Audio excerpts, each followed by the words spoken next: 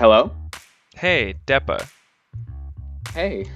Uh, are you ready for a little bit of live phone call euphoria? Yeah, serving you voice over internet protocol realness. This is the new reality in the world that we live in. Uh, so I guess we'll do the introduction as normal. Hello, welcome. This is episode 10 of the Euphoria podcast, coming to you via the power of Discord. Shout out to Discord, thanks team. SoundCloud, YouTube, Spotify, Apple Podcasts. You can get it in all the same places that you normally would. And if you're wondering why these specific things, you may be living under a rock or you may be trapped in your house without internet, which would be a shame.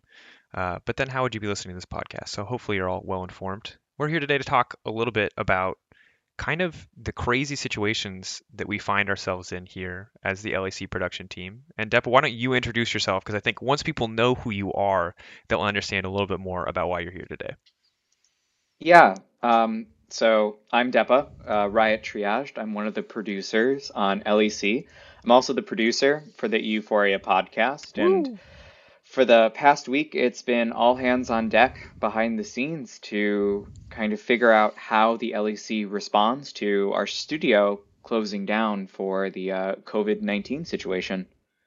So before we talk about kind of everything that is going to be happening, obviously good news in the announcement that the LEC is coming back. I want to take a look back at kind of what happened and what got us to this stage, because as a fan, as an outside viewer, I think you look on the 12th of March, we have an announcement about Origin playing remotely.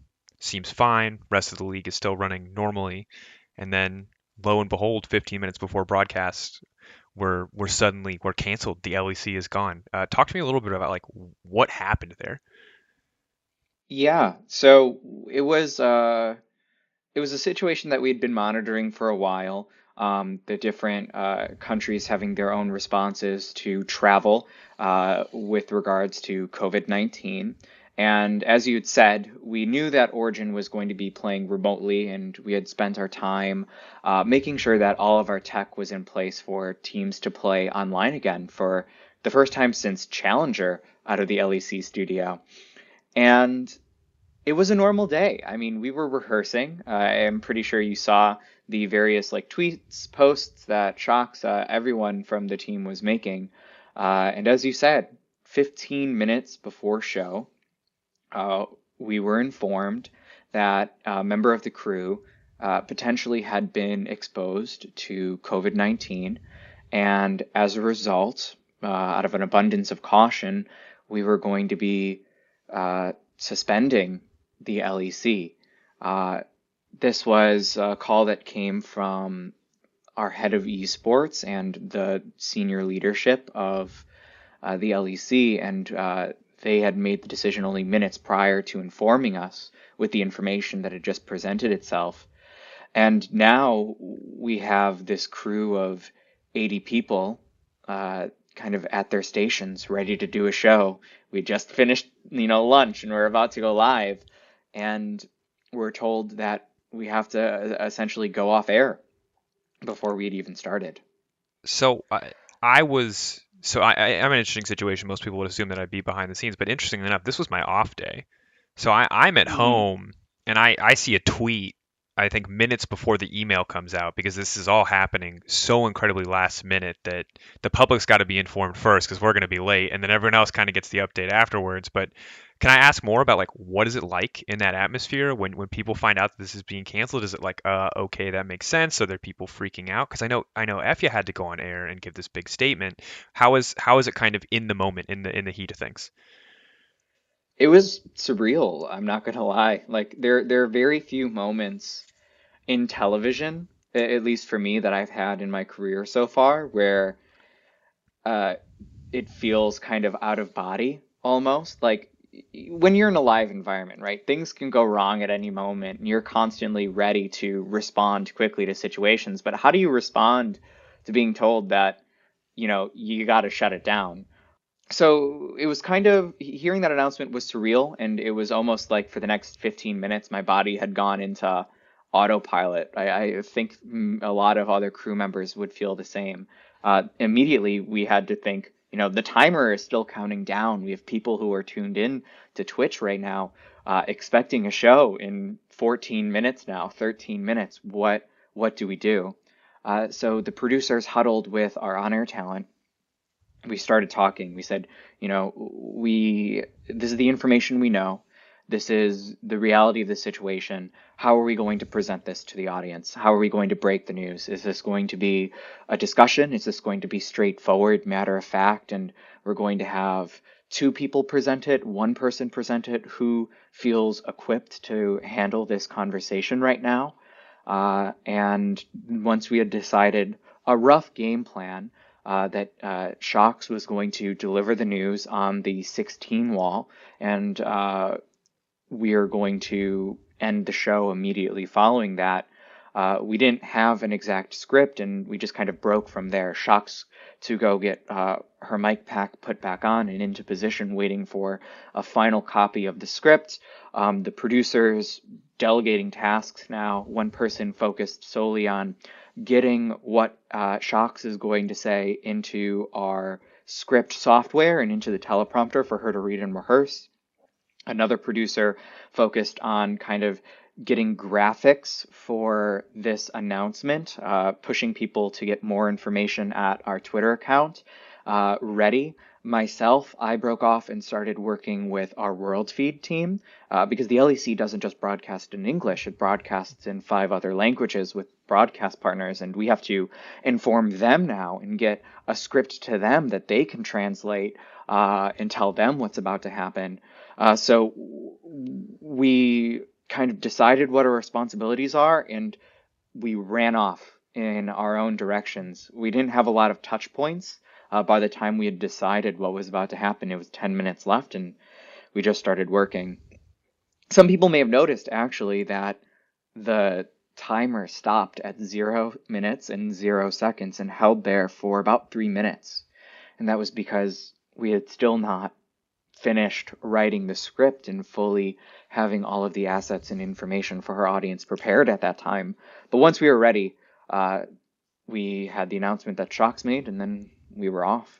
It's such a wildly different experience than my time at home because I saw a tweet and then I kind of just sat back and watched what was going to happen. I opened Slack where we have all our work comms. I just like looked through the chaos in the channels. I was sitting back. I was just waiting to see what happened. So hearing that kind of the firsthand account of how chaotic, how crazy it is, I'm glad that maybe I don't want to sound too much like a shell here, but in my eyes, it went about as well as one of these things can go. Right, like I've never seen. To be fair, I've never seen this situation happen anywhere else, um, where we're canceling 15 minutes before a broadcast starts. Obviously, there's a ton of cancellations, Overwatch League, Rocket League, live events being canceled left and right. But Mm-hmm. this was the first one that I think has happened on such short notice with such a fast turnaround. Before we talk about the future, I'm curious if the kind of ongoing COVID-19 situation has it sort of changed how you feel about your role and your perspective on your role right now? Because in theory, things can change so rapidly, whether it's due to like country legislation, really Mm-hmm. anything, player illness, staff illness. How has that affected you approaching like your day-to-day job? I think this is where the role of a producer is the coolest in kind of a dark sense, I suppose. Um, Producing is this kind of vague discipline or this vague uh, job. It means different things for different companies, different production entities. And at Riot, and for the most part, what a producer does is they steer the ship, right? They take in all of the information, they figure out the direction that we're going to be heading in, whether that's with a long-term strategy or a short-term emergency. Uh, and they kind of direct the teams where they need to run. We're not making as producers the graphics ourselves, or we're not, making the decisions about people's outfits or what they wear, right? But the overall strategy in telling teams like this is the direction that we're going, we trust you, charge, um, is really what it comes down to. And in a situation like this, where the situation is rapidly changing with each passing day, uh, the team of producers on the LEC, it's myself, Kevin Bell, and Brett Beeling. along with Dirk Nietstecutter as the executive producer. We're starting every day with a meeting, assessing the situation, figuring out where we're going now, how we're responding to it, what changes we're making to the plan that we fell asleep with last night to address for the changes today, communicating that to everyone. And then the outcome of that is we have a show this week. That's obviously an oversimplification. There are other producers for other teams at Riot that are helping us make these decisions and we're collaborating with. But as far as my role, it's really validating in a sense, I guess, because I'm here to make these decisions and there are many decisions to make. Yeah, I mean, and for the most part, I mean, you're week to week, LEC is a very most of the work is done kind of the pre-production in terms of structure, right? Like we know what any given day of LEC looks like before we write that day or make those assets. And now any given day of LEC can happen from home, it can happen in studio, it can not happen at all. You just don't know until those final moments, which is, I mean, crazy to watch from the outside. I've never felt more like a talking head than in the last week, where I'm just like, all right, I'll show up when people tell me to show up because kind of everything is just different now. Everything has changed, and uh, it's cool to hear that you, at least in the midst of all this chaos, are somewhat grounded. And the good news to anyone watching at home, and if you haven't heard already, somehow we are live. We are on. We are doing week 8 and what originally would have been week 9. So can you walk me through what is happening here? How is this actually going to work? Yeah, so after the show was suspended on Friday, normally we expect to work on a Saturday, and the producers quickly, with the time that we would have originally allocated to the show, uh, got together in a conference call and we just started brainstorming. How do we respond to I suppose, the roadblock that's ahead of us? If the situation is we want to reduce the amount of social contact that people have, and we're in a studio normally where there are a lot of human beings working. I think normally our crew is about 100 people for an average show weekend, and then you add the players, and then you add the audience and things like that. How do we do a show where we're prioritizing the viewer experience and competitive integrity, and do that while either reducing the number of people that are in the studio or not being in the studio at all? And with that charge, we developed three options of varying scales. We said, let's make a slight change, a medium change, and a huge change, just to kind of paint a picture of what those looked like. The small change was, some people work from home and then people kind of double down and double dip on their responsibilities. And we're kind of stretching ourselves a little bit, but we've reduced the amount of people in the studio.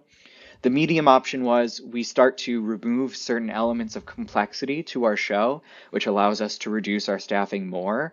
Maybe it's we stop doing things on stage, for example, and then we can reduce our in-house audio guys, we can reduce our in-house lighting guys, we can reduce our stage managers. And then the most extreme option of this is no one at all goes to the studio, and the entire show is done from our homes. Dot dot dot somehow. Hmm. We didn't know the somehow, but that's what we ended the day with. We presented those options to a larger variety of individuals on Monday, which was our engineers.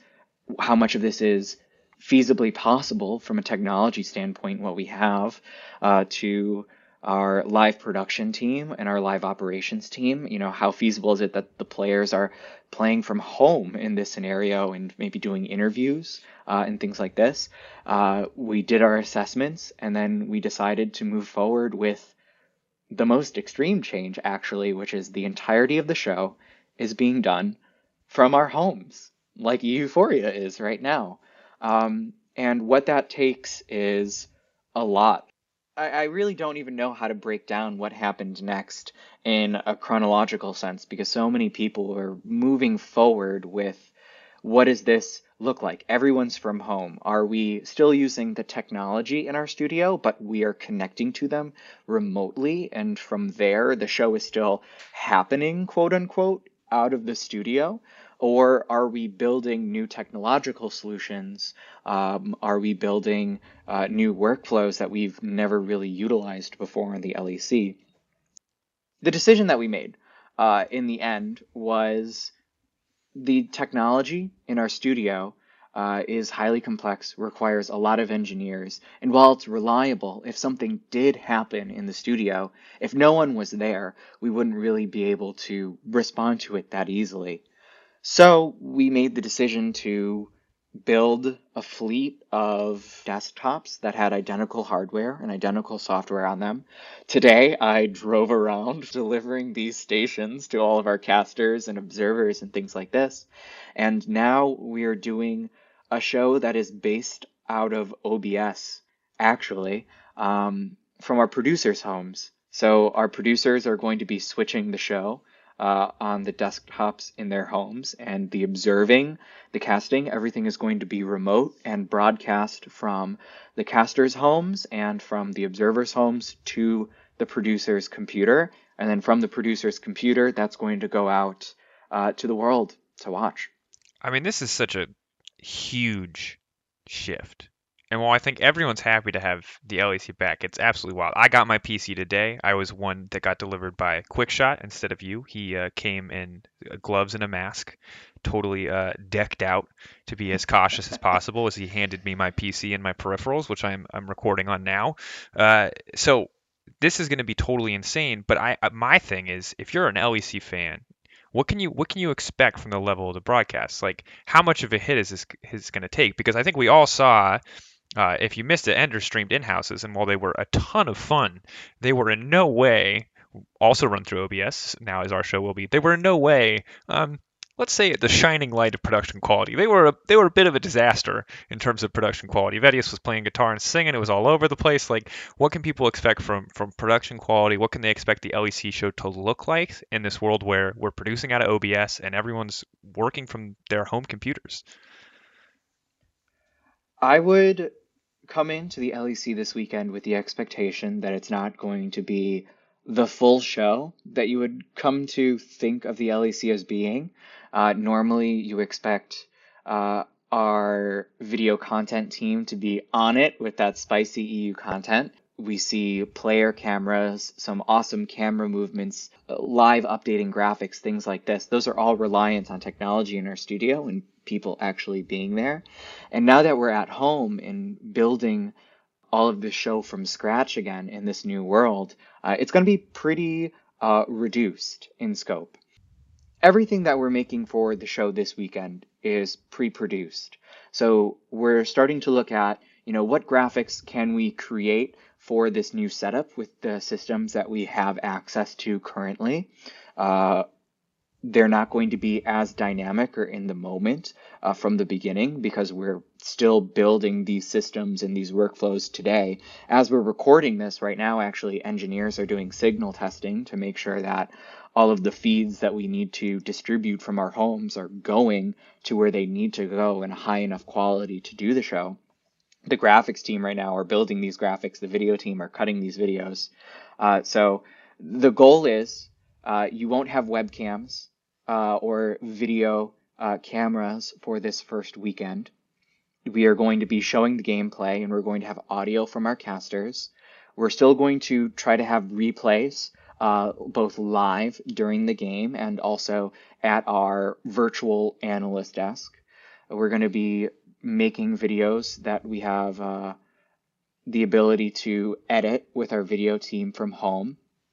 And the good news is, because we were about to do week 8 last week, we were able to take most of the assets that we had pre-prepared and make them for this show right now because we're doing week 8 all over again. In the future, I expect the quality to improve. On the sidelines, we have a lot of members of our team starting to tackle, what would a live graphics generator look like if I'm from home and need to get these graphics to our producers? What would the webcam situation look like? Do we need to make sure that everyone has access to the same quality of webcam? Does everyone have a webcam? all of those answers we can start to tackle next week once we've gotten a show built for this week. I mean, it's wild that this is coming together so quickly. As someone who, yeah, on Friday found out that they weren't working, then had no idea if they were going to work again or if they were in. It's not quarantine; we'll call it social isolation. Everyone on the broadcast team playing it safe, trying to make sure in this time where of uncertainty that they're not risking anyone else. And yeah, to then turn around and then be working again next week from my desk at home, full of all of its honestly just unprofessional mess. Luckily, we don't have webcams this week, so you'll all be safe from that. But just very wild, very very crazy turnaround. How much changes in terms of tone for the broadcast when we talk about like what we can expect from casters? The other thing about the in-house is that it was very casual, and while some people love that, like can people still expect the same level of like professionalism from the cast? Are we going to see a shift in tone at all? What are your thoughts on that? We're aiming to keep the tone identical to an LEC show. Now, that comes with the caveat that, we're not going to pretend that we're in our studio, and we're not going to ignore the situation and the circumstances that we find ourselves in. For example, German internet is a lovely, lovely thing in that across the board in all of our apartments, it's dramatically different. People who live in newer buildings have access to fiber. I'm calling you right now on a DSL connection, which is the best that Ooh. my apartment can do. But the reality of that is, while we're trying to maintain the normal LEC tone and the normal flow of our show, if something happens where somebody loses internet for a little bit of time, or their internet connection is put under strain because everyone in their building is now home and streaming the latest episode of whatever they're watching on Netflix, it's the reality of the situation, and we'll acknowledge it. We will poke fun at it where we can poke fun and stay true to kind of the EU production memes in a sense. But I think that we'll have a really good show that stays true to the standard LEC broadcast in light of the workflows that we're developing for the situation that we find ourselves in. I'm just ready to see if it happens. I think the thing that you brought up about German internet strikes me. We'll see. You never know. Hopefully everyone's connections are strong and stable. Hopefully everyone who's watching in Germany does so on 480p to save our internet and to save our broadcast all across Europe even. I'm joking. Just watch on whatever feels normal for you, or Mhm. all the German viewers. Um, The but good news is I'm not going to be broadcasting the show on my DSL connection. Kevin and Brett both have like really beefy fiber connections, mm, so we're leaving it to them. all right. Well, they're saved. By the way, fiber companies, if you're looking for a time to sponsor the LEC, now is the time where it solely relies upon you and your internet connections to keep us going. Shout out to who's ever out there on whatever internet provider you have. Depa, thank you for taking the time to join me to kind of explain all of this stuff for all the viewers at home. I think this is the weirdest thing that's ever happened to me in my 4 years of working on a broadcast of Hmm. casting League of Legends. It's a stark return for many of us casters to the earliest days of our careers. Um, we're now in the Schrodinger's pants scenario. Is Drakos wearing pants? Is Drakos not wearing pants when he casts? You never know. I'm technically doing both, as long as you don't know. And that's I'm excited about that. I'm excited about the return to the early days, Depa. So thank you for walking us through that. I hope anyone who had any questions at home, you feel more assured that the LEC is going to keep going, even if it's going to look a little bit differently. Thank you for having me. So thank you to everyone who listened to this episode today. I know it wasn't quite the active League of Legends coverage that you may be used to, but no games were played, sadly, and it made it feel a little bit weird, honestly, to do a podcast about League of Legends with no games being played and with kind of the insanity that is COVID-19 happening in the background. But rest assured, next week, now that we're used to this new setup, we'll be back with more EUphoria coverage, this time about the League and the games and the European League of Legends that you love so much. Thank you again for listening, and we'll talk to you next week.